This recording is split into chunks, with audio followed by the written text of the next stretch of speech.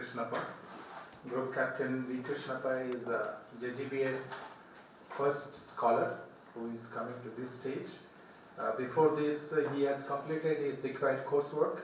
I have received the results from Controller of Examinations about completing the coursework. He has also completed the tenure which is required for him to move to this stage. So he has qualified to come for the proposal defense part of it. And Krishnappa has also contacted supervisors, and supervisors have given their consent. Professor Vishwanath, Professor Pandey, and Professor Raman will be the supervisors. One from business school side, Professor Pandey will be joining from the business school side. So from that way, he qualifies to make this presentation to all of you. This is an open defense. So professors are also the guides are present here to help the scholar. I have invited all the deans of the schools to be present here. I am sure they must have written to all scholars in their respective schools, as well as to all the faculty members to come and be present for this part of the presentation. I suggest Krishnappa to make a presentation for 45 minutes, and then maybe we'll take up the questions. So I'll request the audience to hold on their questions till he finishes his proposal there, and then we can have question and answer sessions. If there are questions to be asked, I'll suggest faculty members to ask the questions first, and then the scholars, if they wish to ask questions, they can. Scholars can ask those questions. We can prioritize the faculty comments on that part. As a result of this process, Krishnappa will receive the videotaped version of the whole presentation.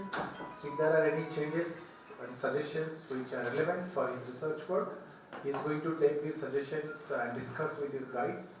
And the consent of the thesis advisory committee, if you would like to make any kind of changes, he can make those changes and submit a final go-ahead which has been signed by all the guides there. I have suggested Krishnappa to finish this whole process in 1 week's time. So I suggest that Krishnappa should start working on his work in 1 week's time or 10 days' time. He has promised me a timeline, so I request the guides to see that Krishnappa maintains his timeline and all other conditions, including the publications which he has to complete. The floor is to Krishnappa now. And 45 minutes. Professor Sudarshan, you are here. Your title, please.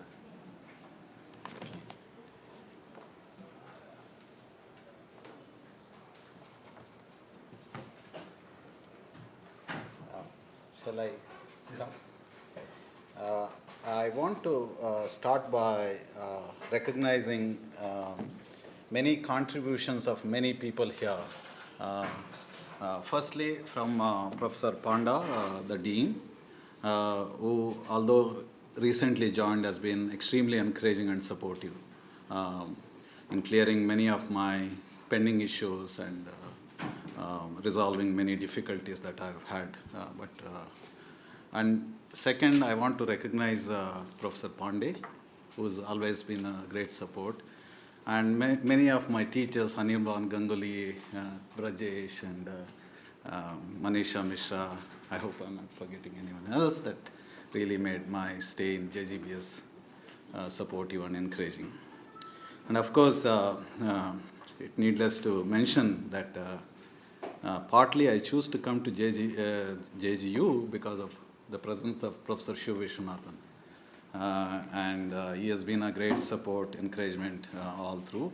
And I met Professor Boona after coming here, and in her I found an ideal of an academic and what anyone can aspire to be, how to draw in the ethical lines, how to manage them on a day-to-day basis is something that I found rare, inspiring, and encouraging. So I'm glad that I have this team of very supportive thesis advisors, and I hope to work with them and complete, as Professor Panda has pointed out, all the tasks that I had to complete my PhD here. With those words, I want to start my presentation. And of course, I want to recognize all my friends who have come, leaving whatever important task they might have had to join us today and give their 2 hours or 1.5 hours of time, which for all of us is a very precious one. Thank you all. My thesis I should start by uh, uh, making some broad statements about where to locate this thesis. Uh, this is broadly conceived as an OMS thesis, which is Organization and Management Studies thesis. The other level of understanding is this is a meta-level theoretical contribution, which is that it basically is somewhere between theory and the philosophical abstraction at one level. But the third, most importantly, and I care deeply about this, is a orientation to think about practice, even if you are doing philosophy. So my work is as much an intellectual exercise as a political act of sorts in this field. And it recognizes the central both philosophical and epistemological challenge, which is how do we recover the role of the body in organizational life? A body that went missing, the affect aspect of organizational life that went missing in much of the outputs that have been produced in both at a meta-theoretical, theoretical, epistemological levels of discourses in organizational studies. But I intend to do through in all of this and discipline all of this through studying this problematic through a interesting intellectual organizational studies scholar, an American, still living, very old, whose contributions is one of the most significant contributions in the last 60 years into organizational studies. He's the most cited, most respected author. Now, it's not an intellectual biography. It is about how to surface some of the hidden meanings in the text that Carl Weick has produced, with a particular intention to surface those insights that have relevance at three levels. One is in terms of the epistemological shift that makes it possible to bridge the theory-practice gap. The second is thinking about how do we think about the designing of organization, which is a praxeological question, practice question, in order that we can cope in a world of uncertainty. The third is the pedagogical shift that we need if we are to fully realize the reorientation program of organizational studies. And the fourth, to me most close to my heart, is the question of the relationship between knowledge, ethics, and action. So I find Carl Weick provides a kind of an anchor and also a limitation at the same time to interrogate these issues. So that's so much about Carl Weick. So this is the way I intend to. So I made some introductory remarks already. Now we will move into the statement of problems, some of it which is already hinted, and then we will detail some bit of research objectivities and the key insights that will in many ways be behind when I interrogate Carl Weick's text. So that provide the frames to which I will look at his text more carefully. And sixth, unlike in quantitative research methodologies, in qualitative, and particularly the methodology as I've chosen, the literature survey is not intended to derive hypotheses. The literature survey is only to showcase a certain acquisition of map-like sensibility to the subject. So you have a map, and much of my thesis looks like a map. The idea is to use this map to find the territory as I go along to write my text. Then we go to see what kind of original contributions my thesis, if done well, and if I succeed doing, there is a big question always, might make. So some perhaps claims I am making here, some intuitive sense of where it might go, which is something that I have to watch out and use that as a way to discipline my own research.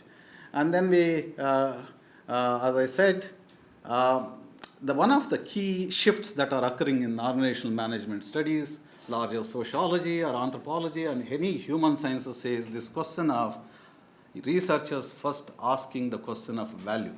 Value as to who benefits from my research and how. That question it will be foregrounded in this research. Carl Weick himself ignores this question. So, and we will see why he does that and why it is necessary to recover his texts and read into them the questions of ethics, knowledge, and action in order to fully realize the potentialities that are inherent in Carl Weick's own work. We will see what kind of values that I would like to emphasize in terms of what benefits might come for who and how. And then I'll briefly iterate the chapters scheme, and we will end up with a brief look and a quick one. Those of you who want to have a deeper, more sustained reading of this, there are some, or it is already in the PDF file that was circulated to you. So we will be quick on that because it's not possible to go into any detail, but I'll be happy to take any questions that you might have. So with that introduction, we have already, so why Carl Weick, and I've already answered that, but let me say why study him is also partly answered in the sense that Carl Weick comes from an interpretative tradition, a social psychology is his background, and started his career initial years as a more positivist scientist, seeking to do theory, and quickly realizes that that doesn't make sense of things that he seeks to explain, and then shifts on to become interpretative social scientist who has forwarded many concepts that both the theorists and the practitioners, both within the management studies and in the larger sociological and the human sciences, have found very useful. And he's one of the key concepts is shifting the notion of organization from an organization to organizing, from a noun to a verb, which is to see organizations as processes in the making as opposed to organizations as we see visibly in the charts. Organizations as experienced by the people that are part of the organizing as opposed to what you hear in the official text. That was the first important, significant move, which was his PhD in 1969 and later revised in 1979. A book titled, quite appropriately, Social Psychology of Organizing. That was a big move at that time in 1969. It was revolutionary in terms of imagining what management is, what managing is, and what the idea and concept of organization and organizing are. The second move he makes sometime later 80s, and which really sort of altered the field's dynamics, is the move to forward a concept of sense making. Sense making is used in wide variety of management areas, from marketing to operations to strategy and organizational meaning making, etc., etc. Sense making is how do people embedded in organizations, when faced with unknowability of their environment, continue to find meaning and continue to enact the worlds that they want to make sense of. So it is a big framework that at least 1,500 articles with that title are available in any of these standard search engines one could find. And it led to a few tens of PhDs across America and Europe. But it led to another most significant move, particularly in the era of globalization, which is what we are now focusing on in this, is that how do you think about, or how do you see rather than think about, coping with irreducible uncertainty, complexity, ambiguity, and turbulence in the environment.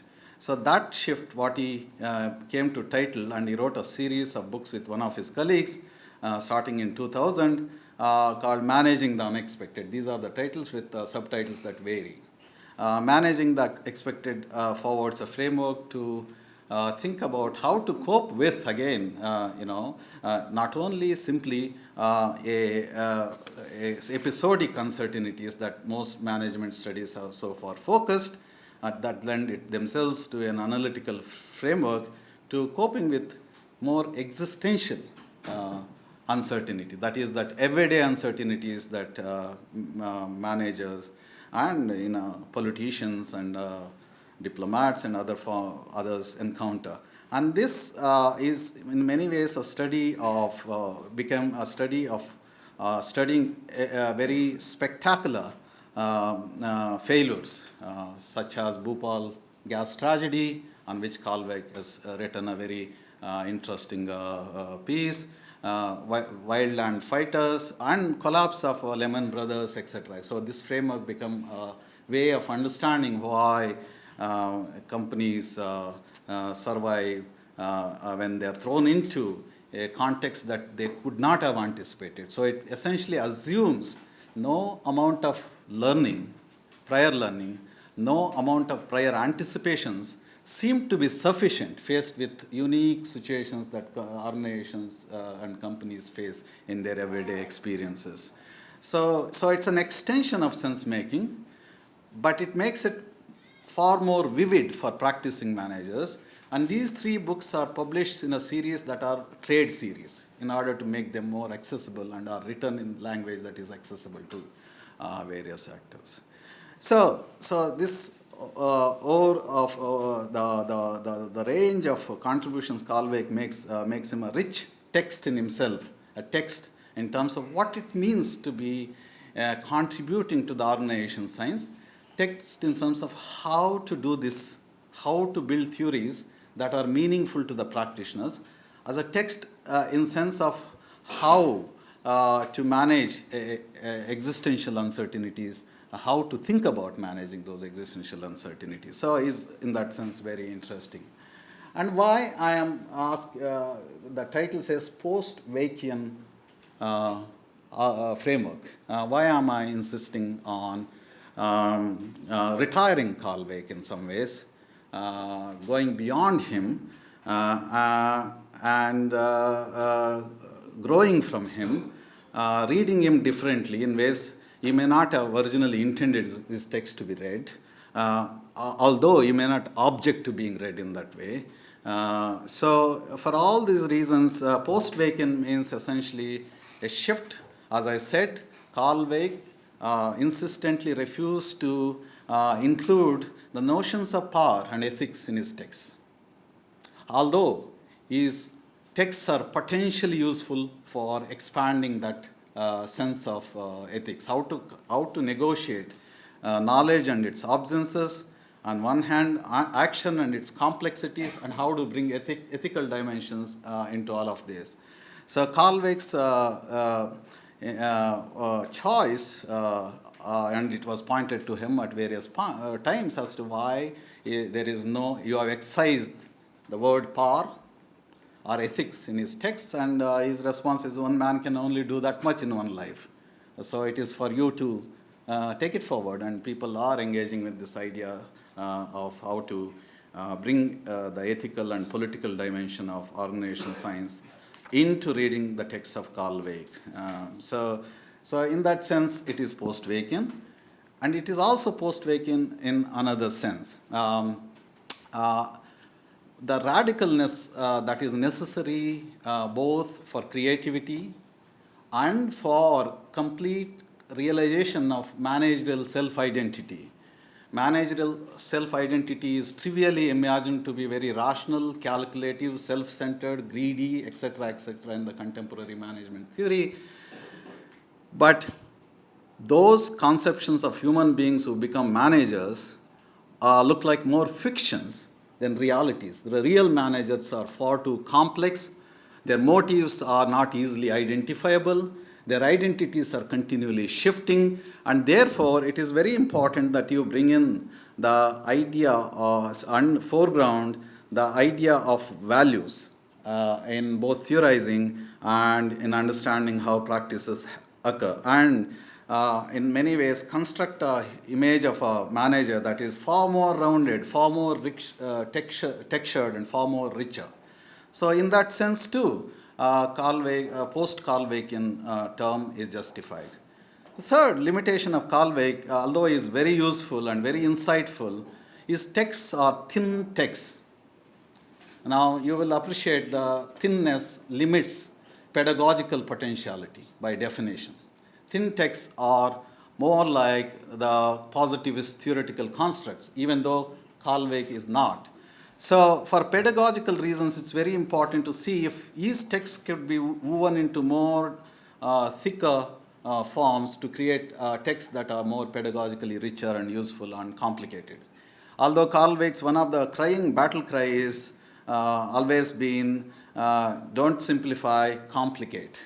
For him, both research and pedagogies of management and other larger sociological processes should seek not to simplify a phenomena which lends itself to a more positivist versions, but to complicate them because complex texts provide a basis for effective engagement, which is largely missing in management science teaching as well as much of the management research.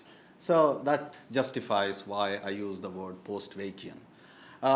What is process and how is it different from normal imagination? Now, everyone seems, there is a common understanding of what constitutes process, and there is a more technical and academic understanding of process. The word process here is used in a more academic sense, and I would take just a few seconds to make sure that we are not talking about the same thing. Process often in common language implied when there are stages and sequences through which some file will move, some action will happen, etc., etc. Process used here is an ontological concept, which is a shift from looking at the world as made of substances and fixed quantities to move and imagining world as in the constant state of flux, change, and novelty. So that is the shift. It's a ontological, which is to say that what constitutes managerial life, what constitutes managing, what constitutes the world of realities. And that world here is relational, processual, ever-shifting, and which places a demand on continuous accomplishment of meaning rather than fixed understandings that the positivist theoretical frames would suggest that once you understand a theory, till it is falsified, it is useful in some sense. But here we are saying no such positivist theory is possible if you embrace a processual approach. I think in many ways I covered why it is a radical, not conventional. The radical here from the process philosophy is in management sciences is at least a movement in Europe which has organized forms now called process organizational studies with its own journals and its, process, radical processuality essentially embraces the idea of politics, of ethics, of pedagogical engagement. So Dean is asking me to move fast, so I'll be a bit more faster than I've been. So what does reliance mean for this project? So when we talk about reliance and reliability, the other, what would you say, nearby word would be to reliance is something that repeats with sameness, reliability. So something you can expect to repeat itself. Reliance is a capacity in the organization to bounce back to its original state or even do better after it has experienced a shock. That's a shift, which is what at the core of managing the unexpected. I don't think I should spend too much time on the what TUCA world is. It essentially means the world is ontologically turbulent, uncertain, complex, and ambiguous. So in the sense that in understandings that we develop about understanding the world has to be equally complex, if not complicated, and has to be, we have to assume certain impermanence of any conceptual development we make. So we have to get inside the case as opposed to being objective from outside. That is what it suggests. We've already talked about episodic and existential, and I might just say a few lines on cognitive to socio-cultural shift that is very, very important. So much of our education, research, and in organizational studies is largely been, and one could say over very close to the 100% has been focused on mind. As I said, the body goes missing. The body is here assumed to have an intelligence that is apart from the intelligence of mind. And so that it is found through studies that is not a sufficient basis.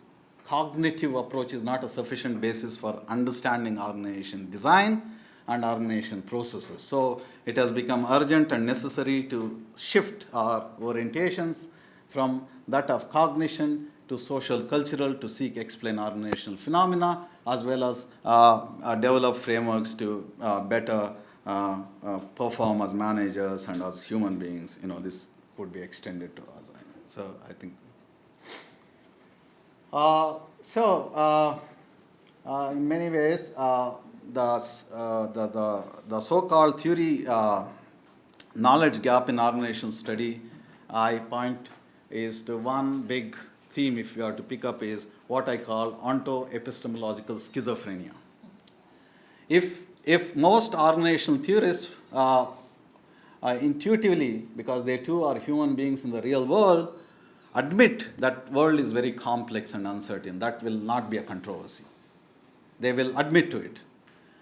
But when it comes to translating that into epistemological frames, they still go on to assume the world is to be a constant, measurable, quantifiable, fixed entity. So there is a gap between an ontological assumption, which is prosocial, and the epistemological developments that are positivist. And they don't go together. They can't go together. Your ontology has to be matched by your epistemology. Your epistemology in turn has to be matched by your methodology. And when there is a misalignment between them, you have a schizophrenia. And organizational science suffers from a deep-seated schizophrenia. And therefore, you have complaints of management researchers not writing something that is meaningful to the managers. So that is the big. The other missing ethical imaginaries, and then the thin textuality that is very pervasive because it's a positive. And also the cognitive emphasis, so we've already discussed. Here are some key questions that I have identified.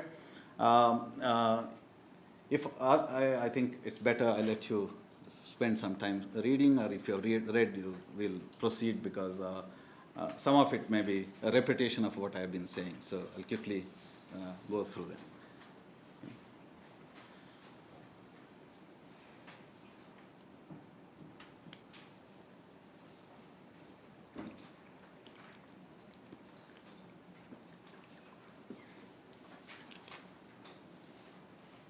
So here are some research objectives I have tentatively identified,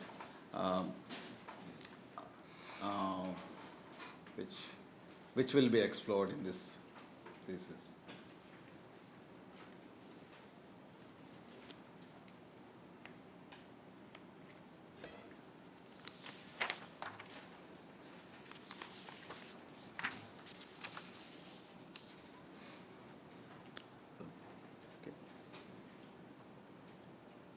So it looks like I've already made up my mind as to what I will research. Well, my research is yet to begin. But that would be a misreading of what I'm trying to do. I'm using, because I'm read his work, but I haven't concluded what it means to me. Yet, I know what potentialities exist. So here are some of the key insights that would condition how and where I will look in these large body of text that Carl Weick has produced. And I also particularly chose to highlight them because some of you may not have much to do with OMS, might find this meaningful if you were to take this. You can see this, some of it playing out in JSU. So this, you can recognize intuitively what these mean. So I chose to just put them out so that we have something to take away from, even if one is not interested in organizational science per se.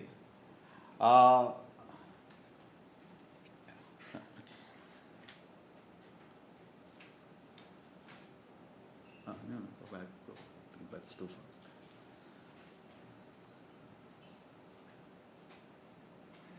So one of the big themes here is this, what Calvey calls mindful organization, inspired by Buddhism.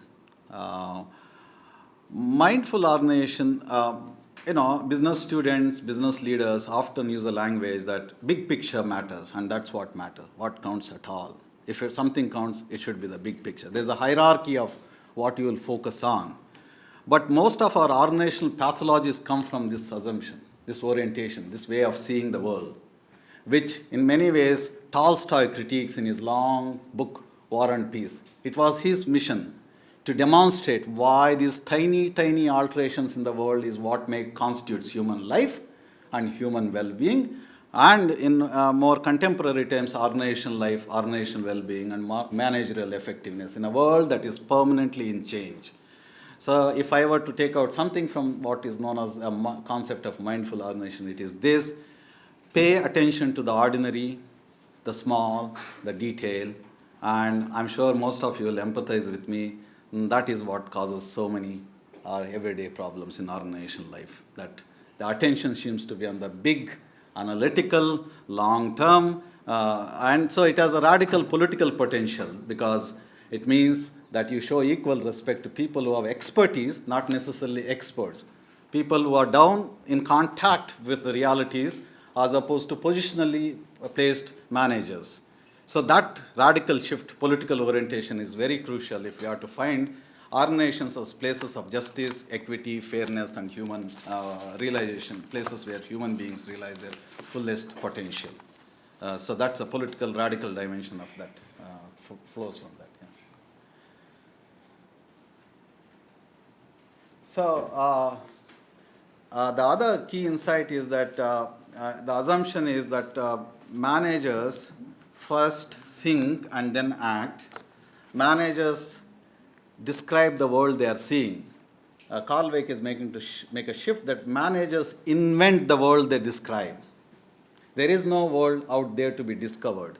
The world you say is being discovered is an invention of human mind, whether it's a researcher or a manager. That is the other epistemological shift that you are seeing.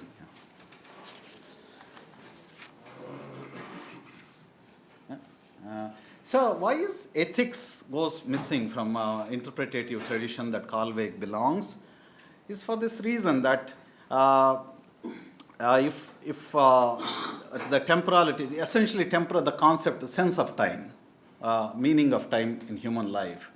So the way we look at the past, the present, and the future, how those get linked. A open temporality conceptually means that not only you restore the multiplicity of options and affordances available to a human actor, manager, or otherwise, that he has multiple choices, he or she has multiple choices that one may be picked, and one may not necessarily be picked by intention, but may happen. And also, in a similar sense, as we understand our present being open to multiple options, we also, in our research, restore the presentness to the past. So that is the open temporality, and assume that future too will be indeterminate. So that's the concept of temporality. And because a positivist theory insists on a world that is closed, because you are saying managers can only do what the theory suggests, and if they violate that, they're not doing a good job, which means managers can easily say, since I'm not responsible for what I do, it is in a way, I'm issued with a theoretical directive, the ethics becomes epiphenomena in that kind of a discourse. So if managers don't have a choice, management becomes a linear machine-like activity. Therefore, ethics becomes a epiphenomena rather than a mainstream act, in a way of thinking and being in the world. So, how do I intend to read? This could be a bit controversial, and I'm open to discussion, and I find this fascinating. Is how do you see, unlike in quantitative sciences, qualitative research is an anarchic space. It's a plural space. It's a democratic space. It thrives in ambiguity. It thrives and celebrates plurality. And therefore, one can almost invent a methodology for each research project you do. Your methodology in many ways is your own and unique. But there are established ways of understanding how to go about researching a phenomena. And Carl Weick, in many ways, is someone who uses abduction as a way of developing. So what does it mean? If you were to read Carl Weick's any of his pieces, he gets one sentence from empirical world or some text of someone, and he runs away with that to produce 20, 30 pages, convincingly like a story. And all that sounds very plausible, very interesting, very exciting, very impactful on your mind. And as someone rightly pointed out, that he's like a poet, evocative. And of course, he uses poetry too in his texts very extensively. And so some student who did PhD would remark once that going with Carl Weick and reading him is like going without headlights on a highway and being bumped by something, and you're wondering what happened because you can't see what happened to you. It's dark. But then the evocation, poetics, pluralization is a part of theory. So what is deconstructive abduction means? I read Carl Weick not to find his original meaning. That would be a reductionist approach. To reduce it, to read intentions behind it, to understand, which is also an impossible task. Because there is an assumption, Carl Weick knew what he was intending to write, and Carl Weick would deny that he understood what he was writing. In fact, often he repeats, he writes to know what he knows. So therefore, that reductionist, the traditional deconstruction is, to me, not a very meaningful way of engaging. So what I term combining many ways what Carl Weick himself does, called deconstructive abduction. I read him to find meaning in terms of ethical possibility. I read him to find the possibilities of power and role of power in organizational life and its meaning in terms of hegemony, domination, oppression, justice, fairness, etc., etc. I read him in terms of the hidden creative potentialities in text that he himself has not fully explicated. So that is what deconstruct, open up those texts for the virtual possibilities and run away with newer ideas that Carl Weick himself has not brought forth. That is what the method is. All right. So I have picked up various concepts and ideas and from various fields, because this is an interdisciplinary project. Carl Weick himself is extremely interdisciplinary, from literature to history to philosophy. He is called by some as philosopher, some as poet, some as organizational theorist, some as interpretative scientist. So identity is plural for Carl Weick. So one has to approach him in the same spirit as he has written his text. So multiple complex interplay of various interdisciplinary concepts and ideas come into play when one I intend to interrogate. So next. So originality of contributions is in terms of meta-theoretical, that is that which frames the theoretical enterprise itself. As I said, Carl Weick himself has not systematically explicated his own ontological, epistemological, and praxeological premises. He simply writes more like a literary critique, very effectively, very convincingly. So I intend to surface those assumptions and make them upfront and foreground them, because it's necessary to understand where he comes from. The second is radical implications of all of these texts. So that is the other meta-theoretical contribution. Potentially I'll make if I succeed in taking the project as I intend to take. Next. So I am extending the theoretical framework that Carl Weick and his colleagues have forwarded in the last 30 years, which basically focuses on episodic, spectacular events in terms of big events like terrorist attack or nuclear accidents or Bhopal tragedy and whatever. These largely large organizational failures, etc., has been largely the empirical base for Carl Weick. So I am stretching this to think about more Heideggerian notion of existential complexity and uncertainty, which is to say, as Heidegger points out, that we experience the world, whether you're a manager or a normal human being, in a form of a thrownness. You're thrown into it. You cannot not act in that world. You cannot withdraw and think and act. So managers experience the world like that. They have to act as they improvise. They improvise. So improvisation, bricolage, that is that doing with the tools that you have rather than go back to the laboratory to find new tools, is how managers experience. So I shift the theoretical frame from episodic to existential, that is everyday, ordinary experience of complexity and uncertainty. Krishnappa, you have 10 more minutes. All right, so I'll quickly finish. So the other is proxylogical, which we have already pointed out. This too we have spoken about, creating thin text, and this too we have covered. So we go. In many ways, I have pointed out the fact that it is commonly noted that organizations have become and increasingly become places of great alienation. You don't need Marx to read that. We experience it every day. And part of the argument is researchers have somewhat become willing slaves of this way of thinking about organization and management. And often, they may be unwittingly willing slaves of serving the established interests by their theoretical and conceptual, because they're simply doing what everyone forever did, as scientists did, by production of objective knowledge. And therefore, it has become ever more important in a world that the theories cannot provide useful explanation. The first question the researcher should be asking is not how do I find valid knowledge, but to ask whose interests would be served by my research. So that's the shift I am asking and seeking to make by reading critically, imaginatively Carl Weick's own texts, because he's a mainstream researcher. So I read into him the potentialities that are embedded in his own texts, so that there is no legitimacy question that it came from nowhere. So these are hidden potentialities in Carl Weick's texts.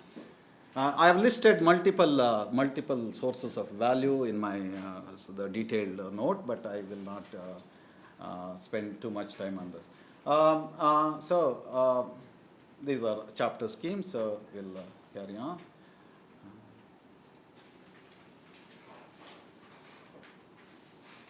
Is this all that?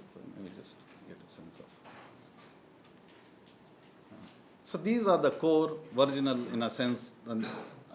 What preceded before is the philosophical foundations of Carl Weick's work, and these are three different readings to serve the idea of how do we design processes, socio-cognitive processes in organization to make them more, the experience of organizational life far more richer, meaningful, paying attention to the details, etc., etc. And the second is that pedagogies of difference is about how do we integrate the idea of ethics, the triangular relationship between ethics, knowledge, and action in the text. And then, of course,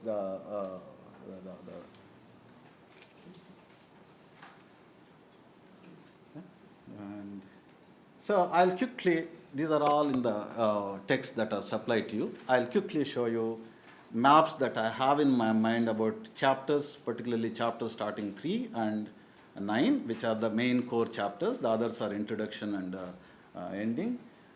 So this is an extract of many years of my probing into various technical and other texts, and that might provide me a way of interrogating Carl Weick's text and read these into his textuality. Yeah.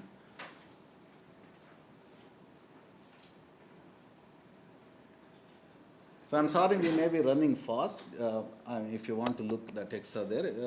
But these are kind of maps, as I said. These are my maps. I'm in search of the territory. Territory will be rough. Maps are neat. and they're rectilinear, right? These are rectilinear. These look like normal management matrices, right? So the complexity will never be captured in any frames of this kind. So the textual writing has to necessarily reflect a sense of reality that one assumes in a complex world. Thank you.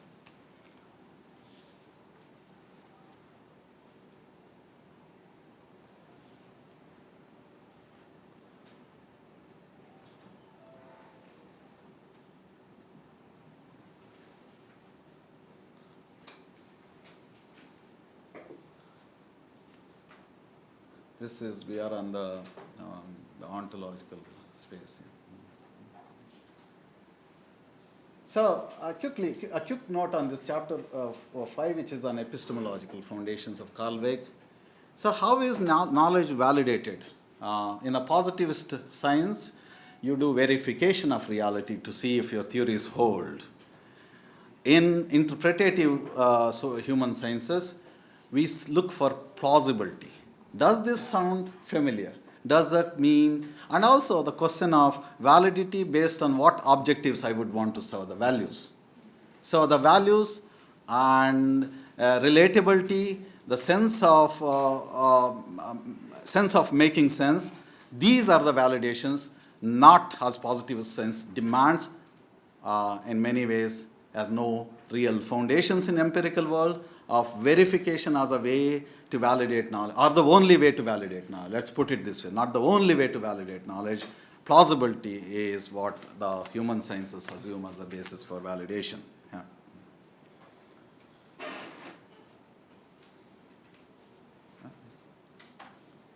So, aboutness and within, this is the methodological. So, what is a shift? So, do I read Carl Weick as an outsider? Is my case. Do I read him as an outsider? Or do I read him as an insider? So, thinking about Carl Weick or thinking with Carl Weick? That's a question. And the methodology here is to think with Carl Weick. What might he might have done if only time was open, and the temporality was open for him? What other possibilities existed with the same empirical material, same context in which he was writing his test? What else could he have imagined and failed, or perhaps did not strike him at that moment? And as a consequence, what potentialities exist that we can take away? But it's intimate reading. It is thinking with Carl Weick as opposed to thinking about Carl Weick. So that's a shift that I'm asking for. 3 more minutes. Yes, we are done, so don't worry. In terms of the proxylogical world, in terms of ordination, design is to move away from organization, as we said, to organizing, which also meant shift from cognitive dimension that emphasizes analytical validity of all your design processes to one of cultural and social dimension, relational dimensions of it, which means that you assume the world cannot be captured by any forms of fixed organizing. The organizations are continually shifting even though they don't recognize that has happened. And to the extent that those who are powerful insists on a particular organization forms, they are only constructing texts to make themselves, to ensure their own legitimacy, often creating all kinds of pathologies in organization. So the imaginaries that guide our thinking of organizational life have a potential to create places of justice or injustice, creativity or self-destruction. So that is the underlying subtext in all of this.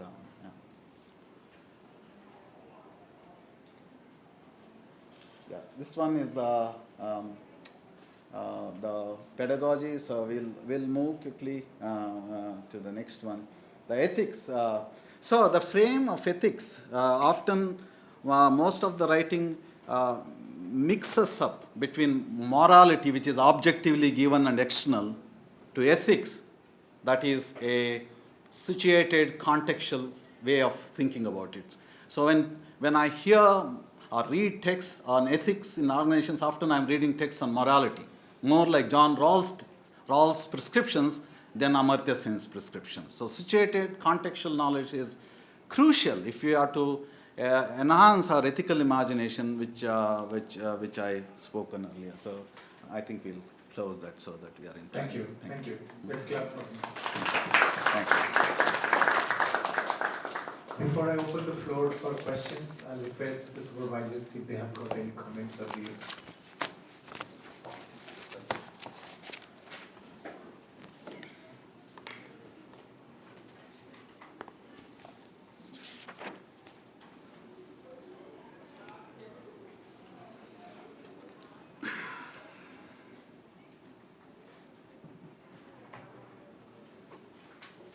Thanks, Christopher, for the elaborate presentation. It's a very interesting topic.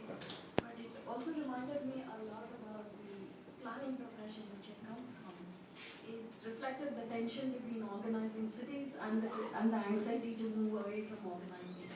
My first impression of your thesis is your project is also this anxiety to organize what is theory and to move away from how we understand theory.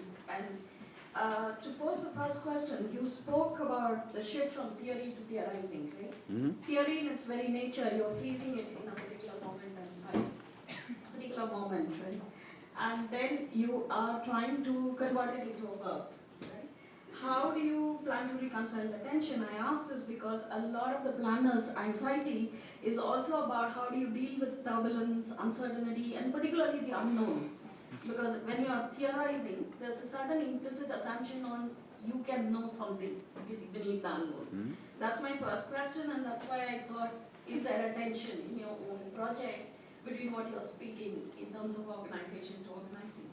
This then brings to the second issue. You raised in your text, at least you have evoked Aristotelian forensics, right? Mm-hmm. And in a sense, that is, where he argues, it calls for an art of judgment. Mm-hmm. You are judging, right? And in a lot of things, and this is also the planner's view, although at one level, for instance, because it's very much in planning, calls for looking at value, knowledge, and power, and the things that you put it in. There's also a tension of who's calling the shots of what is value, what is knowledge, and what's power. And for me, a lot of the reading that you were doing with Carlbeck kind of made me wonder whether you are, in a sense, replaying the positivist researcher's role, although you're trying desperately to go away from it, right? Like, there's a certain amount of reduction. You said that I'm not going to read Carlbeck, I'm not going to deconstruct Carlbeck, but I'm going to read for what he missed out, yeah? That is a whole thing May that have missed out, that lives in imagination. Which is the same thing a planner would do. What is it that the city would want to be like? Yeah? What is it that the ordinary citizens are missing out in their thing? The third question that moved up, that opened up for me is the issue of this link between episteme and ethic binary that you're making. By evoking both the forensics and also subsequently you made this deconstructive abduction. By the use of these terms, you're making this very distinction between episteme and binary. Is it such a episteme and ethic boundary? Is it so hard? Yeah, I agree that the traditional conventional research asks for value neutrality, and then you're pushing for value judgment, calling for values in, and particularly the researcher's value. And it is in that context, but if you look at something called ethic epistemology, which is a new thing that's coming in, it's basically blurring this boundary. And this related to this, I also have a question of how do you understand the relationship between thought, belief, and action? Right? You also talked a lot of the time about open temperament. In a sense, you hinted, you never use these words.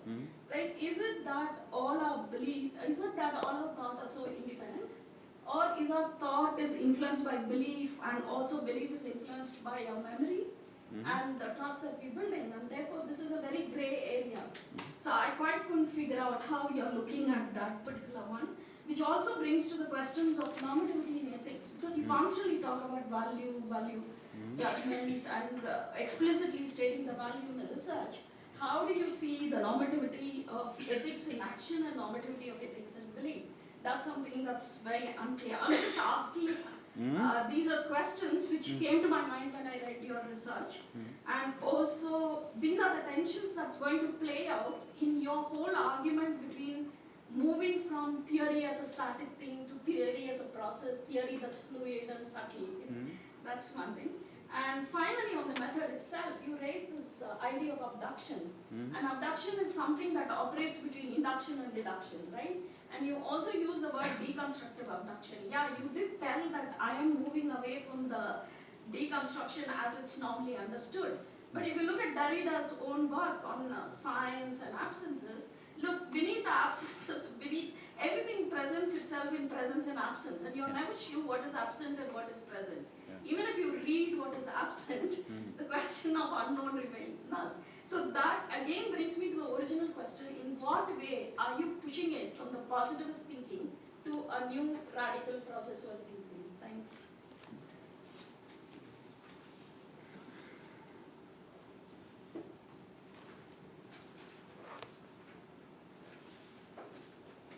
I have a quarrel with your presentation. Sure. For someone who talks all this, there's not a word about storytelling. They are in the text. No, I get it, but I'm just saying it, because of that, I think part of what it does is, you already look as if you've got the conclusion, you're searching for the problem, unless it's a Viking strategy. I think one has to be clear about that. Let me just unravel what you said. You know, like, sometimes when I sit in a PhD conference, I always wonder what the guy is speaking English. Because the terminology sometimes is exhausting. But I think your terminology is fascinating. But for that, you need a theory of language. You can't complete. Let me just take your work and deconstruct it my very Deshi style. You need a theory of the body. You need a theory of time. You need a notion of scale. You need an idea of memory. And you need a notion of coping. Because what you're really questioning in a different way, let me contrast it to major organizational theories. One level, you're challenging Herbert Simon. Simon went halfway between optimizing and satisficing. What you are saying is the notion of information itself has been deconstructed into an idea of coping. Or even what we in Indian management theory call jugaad. That itself is a major problem, but if you look at the Cambridge work on jugaad and the anthropological work on jugaad, you've got two notions of epistemic rationality there. Anthropologically, you'll have to answer questions which go beyond organizational theory. Second, abduction has a very special place in philosophy of science. It actually belongs to the work of Charles Sanderson Peirce. So when you borrow a person term, I think you've got to state the genealogies of abduction. You literally abduct genealogies, and I think there are problems there. Because to a certain extent, theorizing... I need 5 hours for that. No, I know. I can give it to you now. No, but I'm just saying that these are broader questions we'll have to ask. Okay? Then there's a quarrel of disciplines between the thin text of White and the thick description of Geertz. How do you take those two into account? Because I think what you really have is a hermeneutic act which involves the reconciling of interdisciplines. Because I think what you're doing at one level, you're saying, I abduct, therefore I am interdisciplinary. No, you are, because otherwise then you have to break the contradictions of your work. Because I think this is the wide nature of the interdisciplinary act, which is what you're trying to demonstrate. Which is why you've got, what do you put it, almost a group of supervisors who are cantankerously against each other. No, I think you have to be clear about that, because in a way, you are not just abducting, you're translating. And the act of translation, in theorizing, has to be brought out differently. You know, I was just, I know you don't believe in maps. No, I mean, but I'm saying, what you have is a shifting map and a shifting territory. And you have to reconcile the two within a different kind of epistemology. So, you know, I was just trying to say that as a test of your theory, you might have to do something by playing it off against actual theorizers. Let me give an example. You use schizophrenia. You use the idea of schizophrenia. But there's no Bateson. You need a Batesonian epistemology for that. Second, you have a theory. You mentioned the body. There's no Merleau-Ponty. You need a theory of the body. Because at one level, what you're saying is, where is the missing body in organization theory? It's there tacitly. But what I'm saying is, yours is an attempt to create a tacit Carl Wake. The tacit knowledges of Carl Wake demand that you go to a deeper hermeneutics. Second, let me tempt you with two other people you may not be tempted by. One is Irving Goffman, Yeah. because he talks about everydayness and coping in crisis situations. And I don't think you have a theory of everydayness developed in your work. The fourth man, surprisingly, is actually Nicholas Georgescu again. How do you challenge the epistemology of the dominant field? And that demands, to a certain extent, you step outside your field, the way Rogan did, when he moved from mathematics to a certain idea of a critique of physics and biology. I think you're doing all these things, because for you, the very metaphor of the organization is what you're challenging. And I think that's where your basic contributions lie. I think they're fascinating possibilities. But I'm like a person watching a guy fishing. I'm actually waiting for you to catch the fish. The net is brilliant. I have to learn I'm from waiting you. for you to jump into the pool. No, I think, but that's the kind of test you'll have to Yeah. face you with. I think they're fascinating possibilities. But I think what you need is a devil's advocate team challenging you at each stage. And that has to be interdisciplinary. I think that's what Bhuvna was politely telling you. Questions? One question, just comment. Because most of the point actually, when I was thinking that, so that point was covered by Professor Raman, Professor Bhuvana Raman. So point, when we talk about, qualitative and epistemology has on virtues. When we talk about theory, so there are parameters and component of creating good theory. There are several, 7 or 8 parameters on which we talk about to conceptualize our standard theory. So when we are trying to theorize a system, we're supposed to keep consider what are those broad parameters while we are going to consider all of them. That we can relate it out somewhere. Further, one more point which we can discuss here that although you try to sketch out that how come business conceptual links is here directly interface along with the research, but how come a business work is going to affect it directly with the outcome which we are going to expect from this research, because your research is from a business school, so it should be reflected in terms of the business phenomena. Last but not least, there is a contribution. So what is the key point which you are going to contribute from the entire ocean? So this is a few drop which we are going to contribute. So what is that drop you're thinking that you're going to contribute in the ocean of the literature? Of weak it appears, but what exactly? Okay, so that's not clearly stated, and were you to do that, that would help orient the thesis, where you're going, what you're talking about. So at this So are point, you reading from what no, text? let me just finish. No, I just want a Yeah. clarification in Yeah. terms of what text have you referred to? When you talk about weak. No, not text, your comments, because there is a bibliography. So since you asked, I'm only clarifying so that. No, because there I is suggest, Krishna, you get a video record. Okay. Just listen to the Yeah. questions. Okay. Yeah. Then No, you just- sit down and broadcast. Yeah, so there's a bibliography perhaps at the end, but it has to be there very clearly set out in the text. So what exactly are you referring to, and where are you drawing your thoughts from? So at this point, to me, it seems pretty scattered. And so what could you do, perhaps what could we do to bring it together? And my concerns, issues are as follows. So I've been jotting notes. So my key concern is your contribution to existing knowledge. That's what a PhD is supposed to be. And the issues that I'm going to set out, I'm going to speak about, flow from this key concern. Okay? So you talk about locating your thesis within the organization and management literature. However, unfortunately, there is no reference to the body of knowledge in this area. Okay? Which means literature review. Which means who studied what on this particular area, when, and what was the contribution to existing knowledge.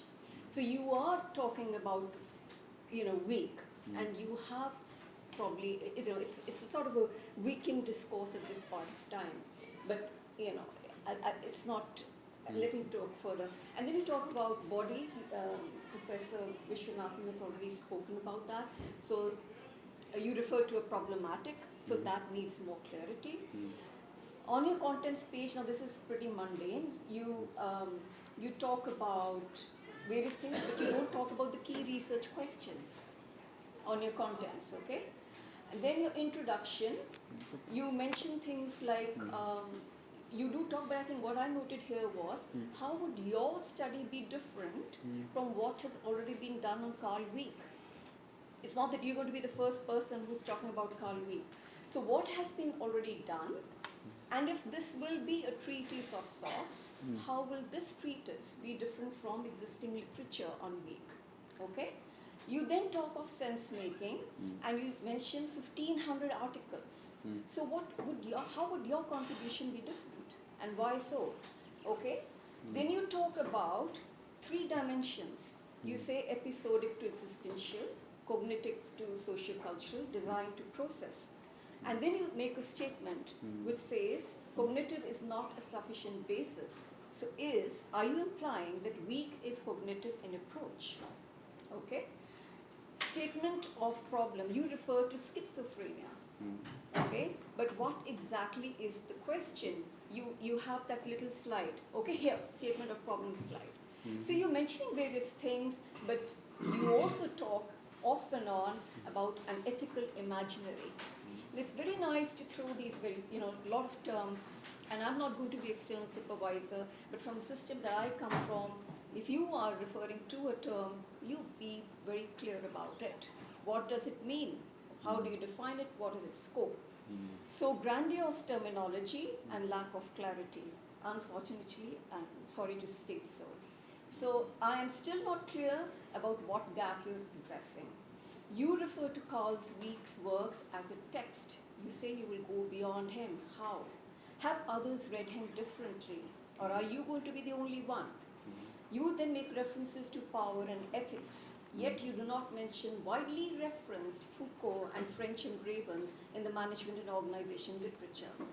You talk of self-identity, but there is no reference to scholarly literature. You may need to synthesize the current literature on identity, and perhaps you'd like to, because you talk a lot about values, you might want to think around that aspect. Then, this point's been made, Wieck's text as thin text. How is your statement acceptable? What qualifies Wieck's text to be termed as thin text? One thing is you say so, but what scholarly support do you draw upon to make this statement? Engagement, you say largely missing. Okay, there's a lot of literature on engagement in the management organization literature, thousands of articles perhaps, so you need to qualify each of these statements. You explain process as an ontological concept, relational, continually changing, embrace a processual approach. What exactly do you mean by processual approach? You say... I thought I described that elaborately. Okay. Then you say ethics is missing. Okay. So how you need to provide evidence, how and why. You also throw in terms power, creativity, and so on, creativity, etc. So there are lots of things in the pot. And what exactly are you really looking to extract? Then, before I forget, there are many references to theories, okay? So you talk about Carl Wieck's high reliability theory, that you're going to take this forward. You also seem to refer to Wieck as an existentialist, okay? Yet you want to make a link with Heidegger, okay? So Heidegger, what do you qualify him as an existentialist or as a phenomenologist? He's an existential philosopher. Okay. So, but he's also talked of as a phenomenologist. Not a fair question. And I want to say that. If that is the philosophical question, your question needs questioning. Okay. No, I think we have to be fair. Ignorance is sometimes a bliss. No. I Okay. think there is something very crucial here which I want to point out to the end. That's because we are coming from certain interdisciplinary frameworks.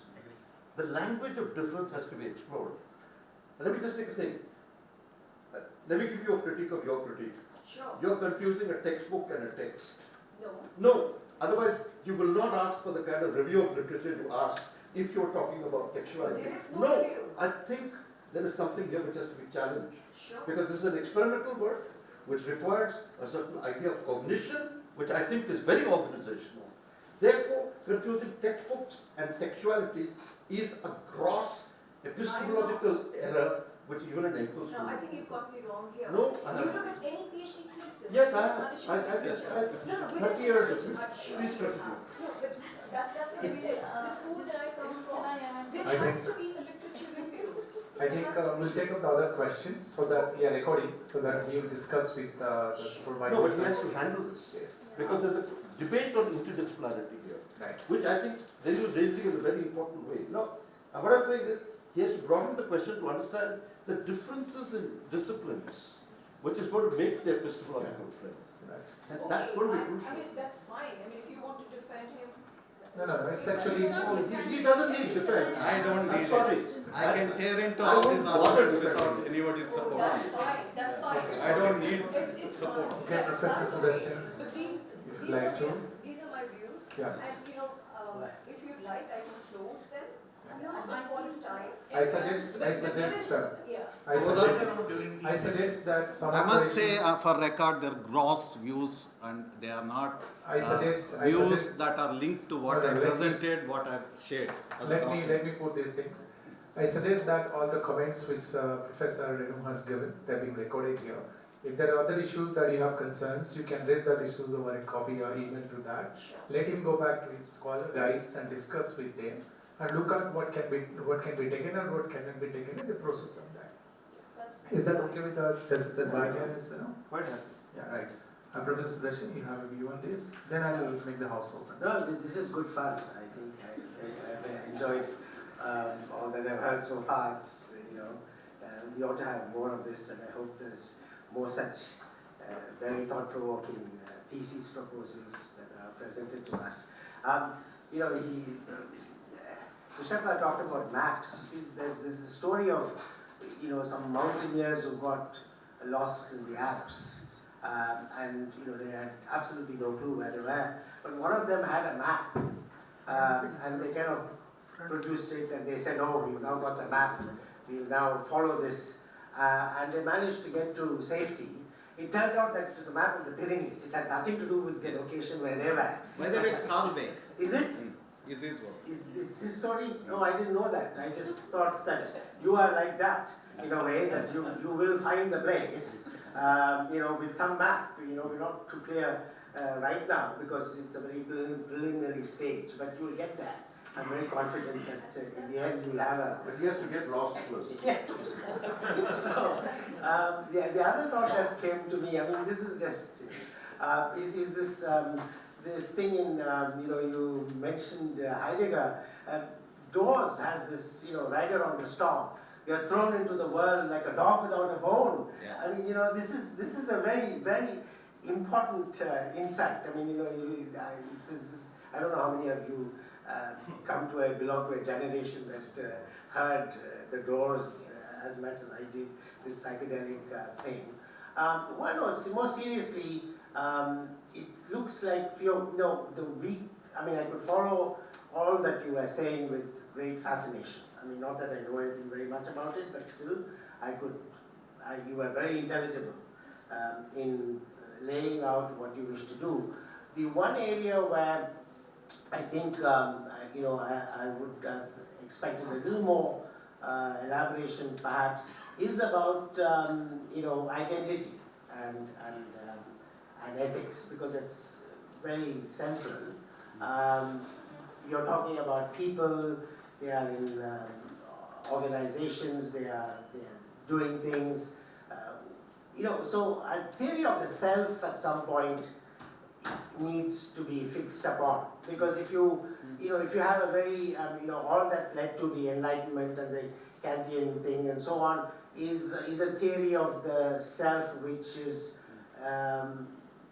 freed up from all its ascriptions and contingent circumstances and so forth, and whereas in everyday life we live out our lives in a relational way, and there's no sense of, I can't see that I have a sense of this autonomous self that I have that's legislating for myself kind of thing. It's difficult to get your head around that, but that idea has had phenomenal influence and has brought about great changes in history. Nonetheless, for your purposes, in terms of this situation where you're dealing with organizations, you're dealing with people who ought to pay close attention, be mindful, then who are they? What is the self that's supposed to do that? A little elaboration on that would be useful. Also, I thought that, I expected you to talk a little bit about, wisdom that comes from the East, so to speak. You mentioned Buddha in passing. But I think, instead of being so Wiccan, and how many of us have read Narvi? I didn't know this map story is from him. But I think a little bit of this will liven it up. I mean, because people can connect to it. I mean, if you raise the question and said, the Gita as an argument between utilitarianism and deontology, the good and the right, people can connect to that. And so I think you need to, think of language. I mean, Shiv mentioned that, something to bring it down, and to do this in what Shiv would call, in a purposefully playful manner. That will be very terrific. But I find Except this. Shiv has the patent on playful, which I don't. I don't believe in it. Thank you, Professor Sudarshan. Professor Vinod, will you have any comments? Professor Sukumar, will you have any comments? Yeah, thank you.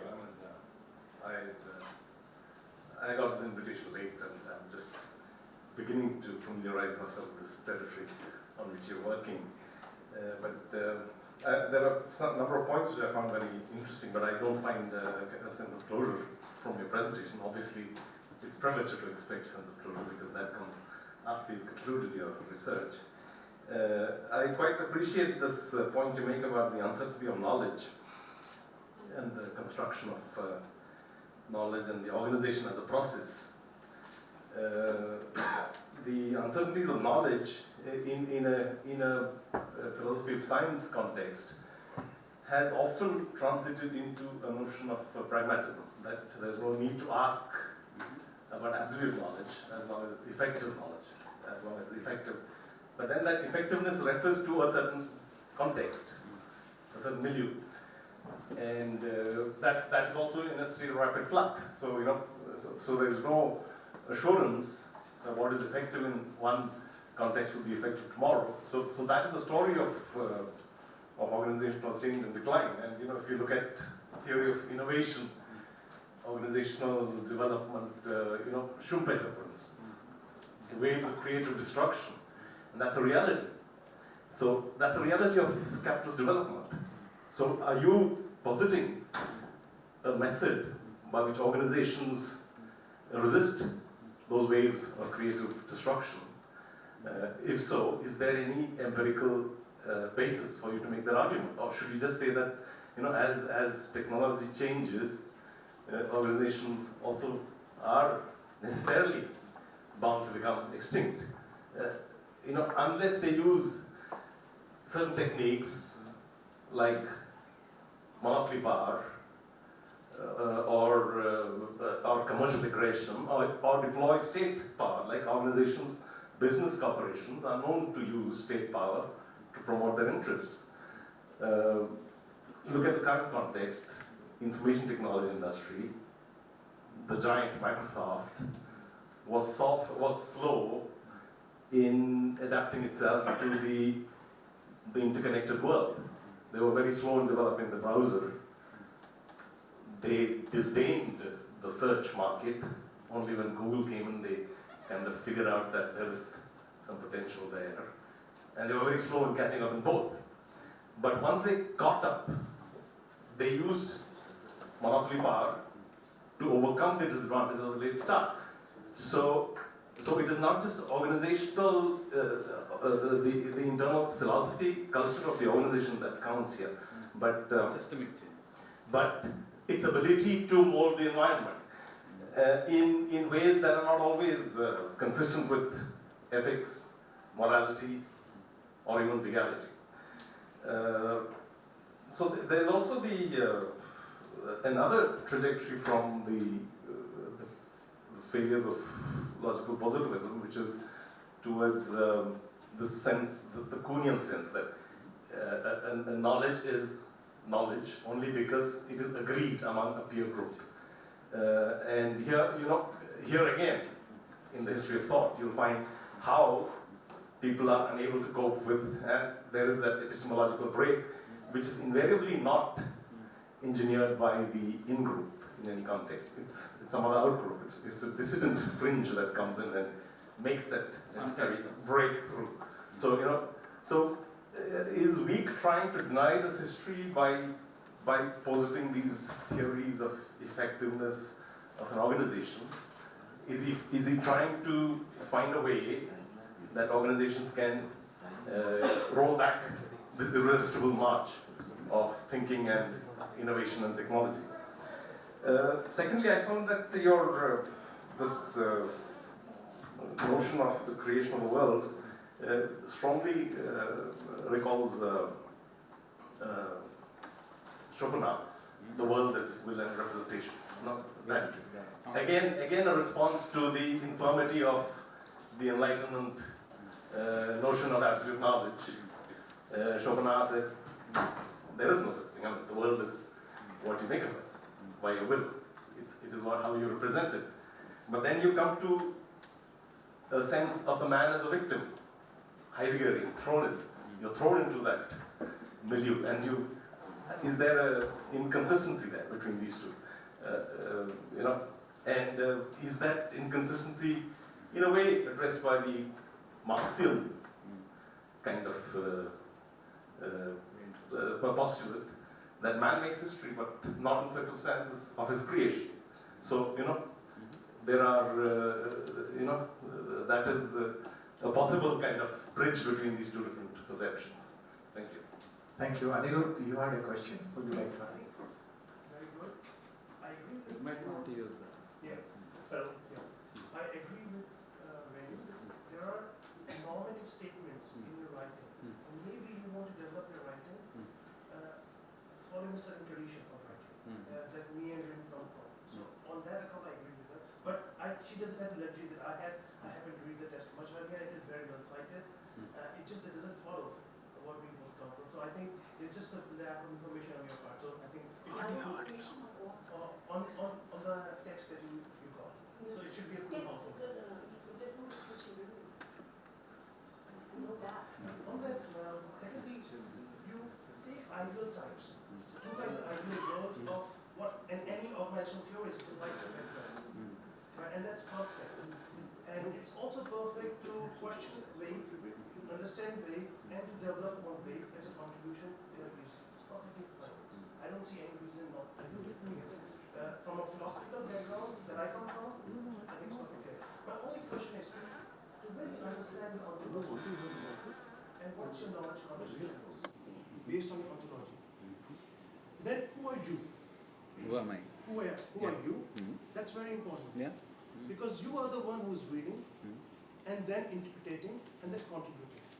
So you have to become, and then does everyone agrees with you? Because until someone we don't know who you are, and you are the one who is sort of funneling the text and then getting an output. And then the whole idea of ontology and the knowledge is through you. So who are you? We don't know. I wouldn't know either. And that's something one needs to clarify. Okay, I have one more minute, so maybe this is the last question. Not a question at all. Not a question at all. First, fantastic. Okay, I think you have made a brilliant presentation, but it was for 5 hours. So we'll be eagerly waiting for the rest 4 hours, 15 minutes. Thank you. I'll quickly ask one question, J. Krishnapal. You constantly mention the issue of values and ethics. And here, I'm drawing from another American political scientist, David Easton's statement about policy, which is often an issue in terms, I guess, of any kind of organization. Policies are authoritative allocation of values, which is something that managers have to work with. So whose values? That's a big question for me in terms of your work. When you talk about values and ethics, whose values? That's it. Thank you.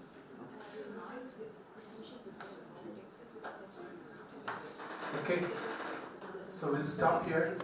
Maybe all of you, those who wish to ask a question and because of paucity of time could not, can shoot your mails to Krishnapal To going forward, I suggest Krishnappa to take all these comments which have been given here, discuss with the learned thesis advisory committee members, other colleagues, those who are present here, and then if you work on your thesis work, you should progress well.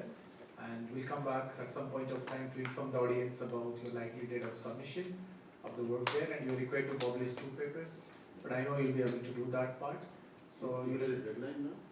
currently deadline for that is June 2018, which is the deadline which we have agreed for him to submit the thesis. That's the deadline which he has also written to me about that part, so we have a mutual agreement on that. So post this, you'll receive a communication from my side with letter to all the guides about how we are going to take this forward and what are the timelines that we have got. Thank you for your presentation. Thanks to all of you for your kind presence here.